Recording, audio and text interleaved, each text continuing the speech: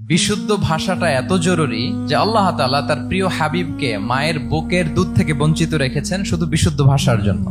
একজন মানুষ সর্বপ্রথম কোন জিনিসের প্রেমে পড়ে জানেন? কথার প্রেমে পড়ে। কথার ধরন, কণ্ঠস্বর, তার অ্যাটিটিউড, তার শব্দের জাদু, এটা মানুষের হৃদয়কে জয় করে ফেলে। তো রাসূল সাল্লাল্লাহু আলাইহি ইসলামের এই এলোকোয়েন্স ছিল। তিনি বলতেন আল্লাহ তাআলা আমাকে সর্বমর্ম বাচন ভঙ্গির অধিকারী করেছেন। মানে উনি যেটা বলতেন এটা ছিল very precise in wording but comprehensive in meaning. এটার যে দোতনা, এটার যে appeal to the heart of the people, to the heart of the listener, এটা অসাধারণ। মানুষের হৃদয়কে জয় করে ফেলতো। আল্লাহু আকবার। তিনি এমন ভাবে কথা বলতেন, কথার মাঝখানে মাঝখানে পজ দিতেন, মানে একটু থামতেন যাতে করে শ্রোতারা বুঝতে পারে। এত চমৎকার করে ওনার প্রেজেন্টেশন ছিল, বক্তব্য মালাগুলো ছিল, ফলে যারা শুনতেছে ইজিলি মুখস্থ করে ফেলতে পারত। রাসূল সাল্লাল্লাহু আলাইহি ইসলামের সবচাইতে বড় ভাষণটি ছিল বিদায় হজের ভাষণ, খুব সম্ভবত। ওই ভাষণের টেক্সট গুলোকে যদি একসাথে করা হয়, আমার মনে হয় 10 মিনিটের বেশি লাগবে না ওই টেক্সট গুলো পড়তে। তার মানে সবচাইতে বড় যে ভাষণ ওনার, ওটা কত ছিল? 10 থেকে 12 মিনিটের ভাষণ ছিল। আমরা তো ঘন্টার পর ঘন্টা বক্তব্য করি, তারপরেও তো আমরা মানুষের মনকে খুশি করতে পারি না। উনি সেই যে 1400 বছর আগে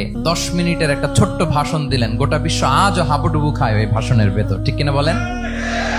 মাঝে মাঝে এমন আবেগ ঘন বক্তব্য উপস্থাপন করতেন, সাহাবারা অশ্রুসিক্ত হতো। আবার যুদ্ধের ময়দানে যখন কমান্ড করতেন, তখন তিনি রেগে যেতেন। উঁচু কণ্ঠে তিনি কথা বলতেন, মনে হচ্ছে একজন সেনাবাহিনীর কমান্ডার তার ব্যাটালিয়নকে কমান্ড করছেন। আল্লাহু আকবার।